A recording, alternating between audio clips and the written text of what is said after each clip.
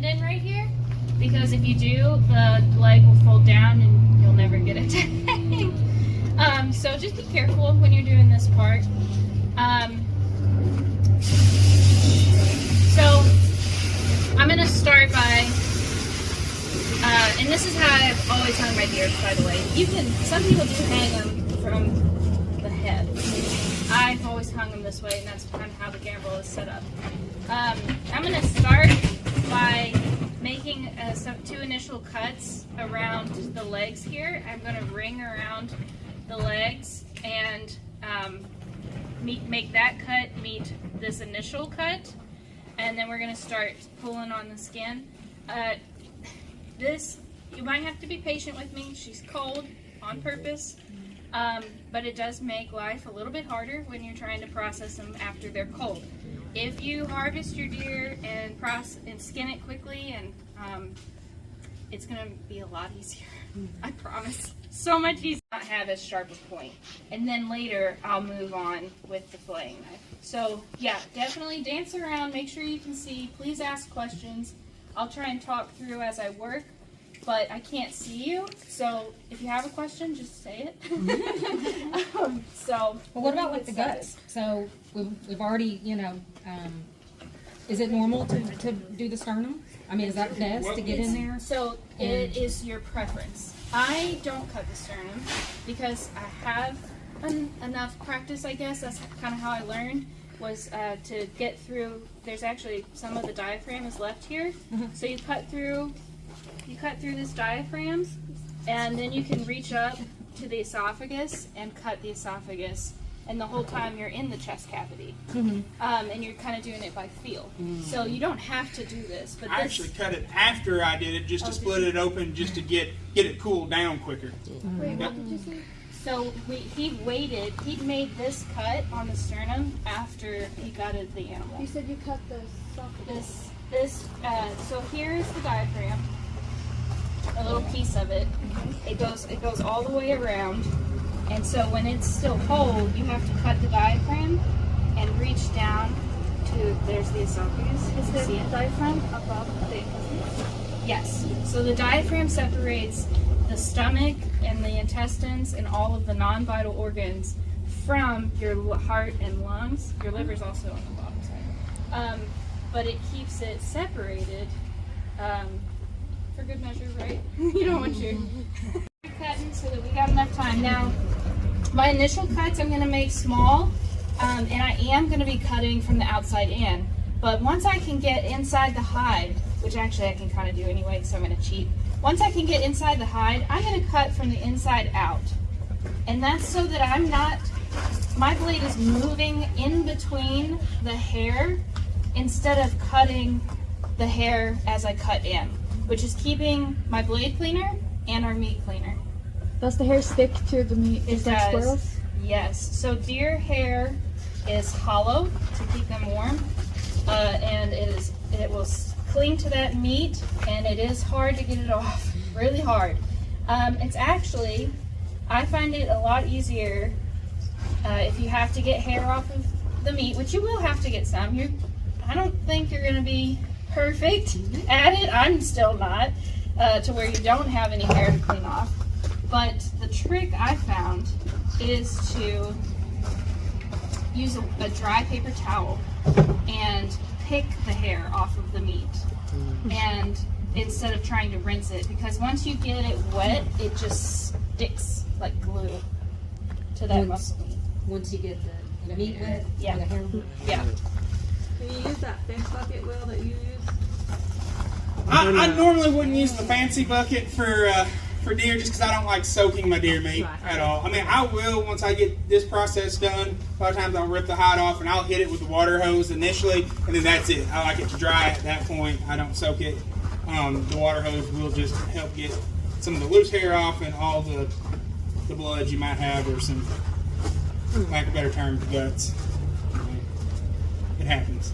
Sometimes on my fish. The thing about adding water, though, it takes up more room in your freezer. Yes, more likely to have an accident and your bag break and have water all over your freezer. But trying to vacuum pack fish with just a regular non-chamber vacuum sealer there's too much moisture in it, so it's hard to vacuum seal fish. So now Unless you're you pat just- it really dry, and then I even put a paper towel in there with it when I Now vacuum you're seal just it. joining the two cuts. Okay. Yeah, so I went around both legs, and now I'm joining that ring cut to this initial cut on the body cavity here. There was something else. So the whole time I'm doing this, your knife skills are going to come to you as you practice, but notice I'm not, Michael Myers. Right. So I'm kind of starting with my blade laying against the body and getting that tip in there, and then I turn my blade out and pull it out. And well, you guys know the answer to this. What's a safe knife? What is a safe knife? A sharp knife. Yeah. So you should be able to do this pretty easily. I am not the best at not cutting towards myself. So usually I just move my hand. So be careful. You got to pay attention to some of that stuff. I don't have the most amazing knife skills. I just do what works for me. I'm not ambidextrous, so I don't switch hands a lot. And I just kind of make it work. Okay, now that we're to this point, you can see where I'm cutting is, who said the fascia? Fascia. The fascia. And in between the skin and the meat, that's what I'm aiming for with my blade. And again, I'm not really cutting into the muscle. I'm cutting, kind of laying my blade along the body and cutting just underneath that skin to get that connective tissue. And that's what I'm cutting. You're always going to use your offhand to pull so that you can see where you want to make a cut. So the white stuff. Yeah. Yeah. All this all this like clear, more transparent white stuff. Yeah. And if the deer is warm, you don't have to do a whole lot of cutting at all. It's With my hands, because the less time I spend over here picking around with my knife, the faster this is going to go. Now, it's cold, so be gracious. So you just kind of work your way around, and if it gets hung up, you go back in and pick a little bit with your knife blade, and then you keep pulling. This is actually going pretty well. Now that I have a nice flap, I'm purposefully not going to roll this hair in. I'm going to roll it under, or I'm going to pinch here and pull instead of reaching on and grabbing the hair, because again, we're trying to keep this as clean as possible. Is the skin just as tough as squirrels? Well, you got gloves on? Not yet. Put you some gloves on. So the way I want to teach this to you all, since I do want it to be as hands-on as we can be, I'm going to work a little, demonstrate, and then I'm going to try and give you guys an opportunity to come up and do something. tool that's literally, it's an orange tool that's called a butt out that you put in there and twist the stuff out and then cut it. Can you skin that tail and preserve it like squirrel tails, or is that not something? You can. Like, You that's a could. question Connor will ask. Can you hold the knife while you're supposed to practice? So this pouring thing, Gut it at that point that you do. okay. And you're just pulling the last little bit out. I used a saw and cut the pelvic bone to do it and then pull it out. Some people don't do it, but it's recommended. Okay, so basically all you're going to do to get past the tail is pull on the tail until you can start to see where the spinal column is running into the tail, and you're just going to separate it with your knife. And it's really easy because it's just cartilage in between those vertebrae. What's this one? Right here. Going. But I'm being careful too. I'm not using a lot of pressure with my knife blade because I don't want to cut through the hide. And I don't want to cut into the muscle here because these are really nice roasts that I want to keep whole. So I didn't use a lot of pressure with my knife blade. I just barely. You're almost scoring it and like Yeah, pulling. that's a really good way to put it, yeah. Barely. So does somebody else want to come help me pull the rest of this degrees? So on a day like today, like, you would be worried about it. Yeah. But she's cold because we had her on ice. Yeah. So unless it's below 42 degrees, you're not going to age your deer by hanging it outside. you would need a walk-in cooler for that process. So you're saying you wouldn't recommend field dressing on a day like this? Oh, you definitely want to field dress for sure. Quickly. Yeah. And you want to do it in the shade, or somewhere that you can get like out of the sun, direct sun. You want to do it pretty quick. On a day like today, like if I was in the field right now, I would hopefully have an ice chest. Great question. I'm talking about the hind end, this whole piece right here, the internal, here they are, the tenderloins, the back strap, and the front shoulders. Where's the tenderloin? And so you would break that down, leaving ribs and everything behind, just carry out the parts you want. Yeah. The skin on? The bullet, where'd it go? I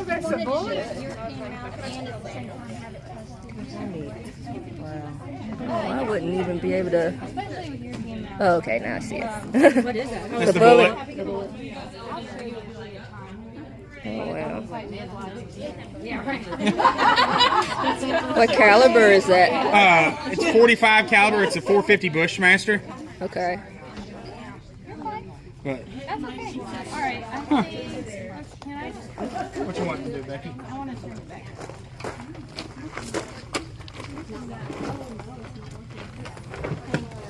You just taller and stronger. All right. Because I've used it for 25 years. I'm not. This is not quartering the deer. If you were going to do that, you would cut it. You would cut it off at this knuckle here, or you could cut it off at this knuckle here, and then you would cut the ball joint and the hip socket out, and this would all be one with the bone, with the femur still in it. But that's not what we're going to do. We're actually going to cut the meat off of the femur and around the. You want to go ahead and just take the head off and be done with it? Yeah, we can. Do you want to use your saw? I thought we were going to get more neck. Just a sharp knife is all you have to have at this point. Are you Okay. using the skin to help leverage it on your I am. I like to always have something pulling down on. Sawzalls have good uses for everything. Yeah, but you're not gonna have that out in the woods. Not out in the woods, but if you got a spot set up. Yeah. Oh, okay. Well, We what can't should? pull lymph nodes. You can or you can. With the T or without the T? Cannot. Thank you. Thank you.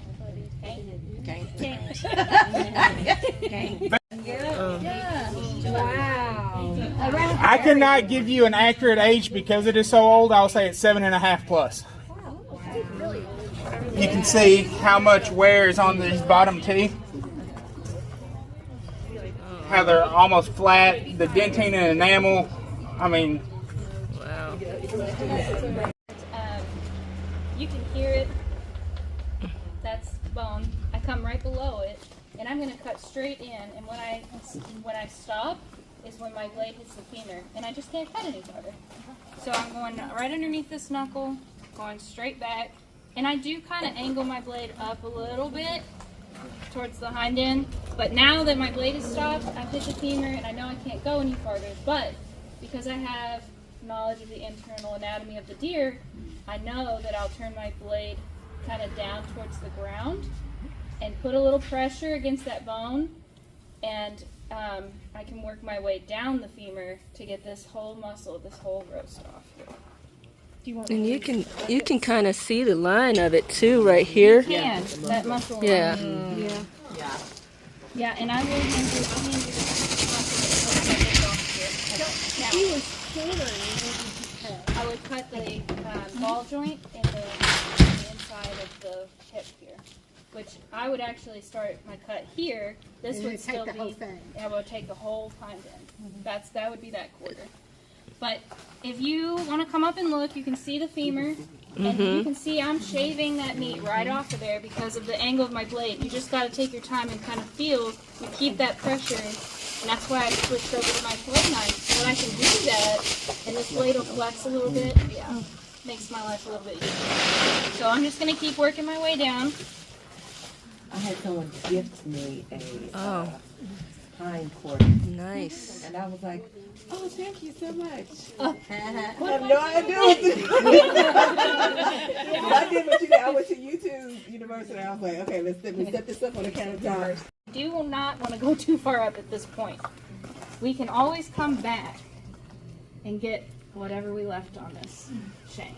Is it smart to start in the legs, or is it smarter to actually start?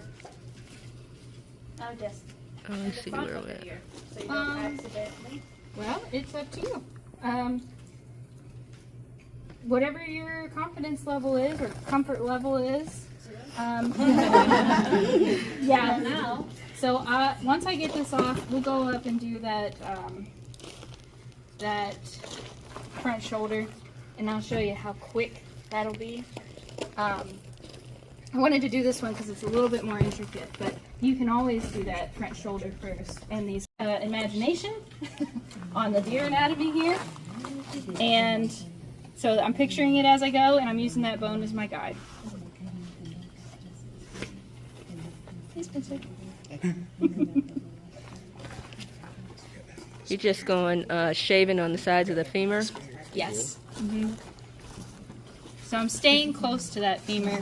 I want to get all that meat off of there the first time that's my goal anyway. So I just do little like sawing motions, which a lot of people that have really good knife skills don't saw with their knife, but I do. Just kind of pull and slice. Yeah, and you notice I'm also not using, I mean, you have a whole blade, definitely use the whole blade, and that's why I used it for this thick part here. I got a lot more to work with, but for working around the bone here, I'm just kind of using that top tip, which is another reason why I use the sharp, pointy fillet knife.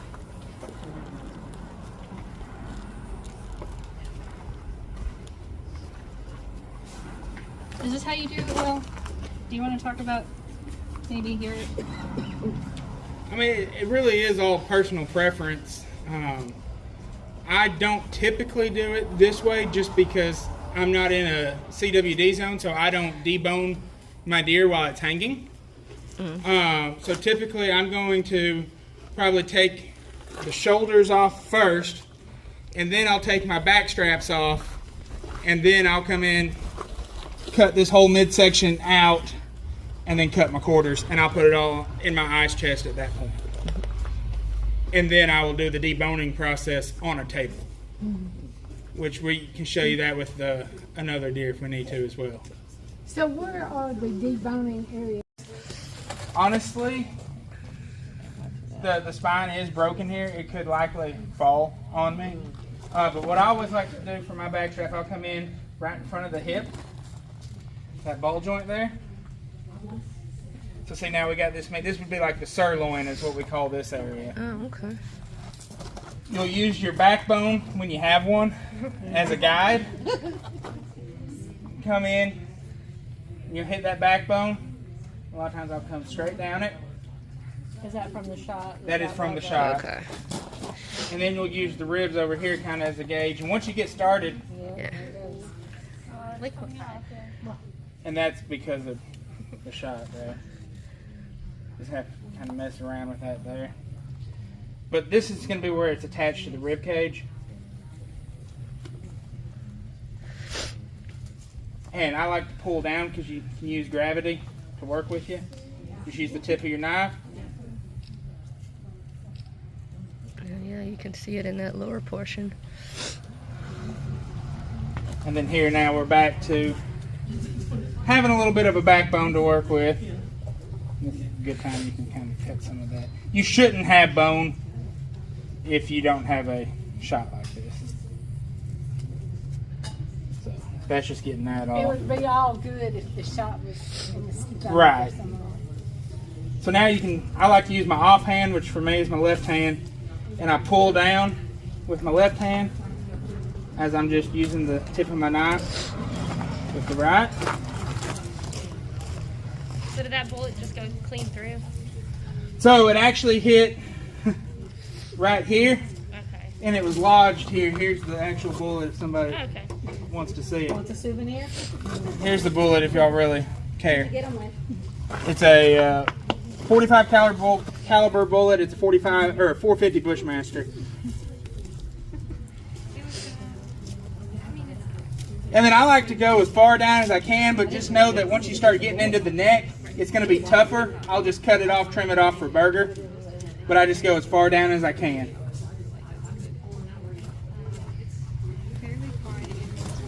So that last part you'll just trim away. Yeah, so I will probably, when we get the loin, the booty cheeks. Yeah. All right.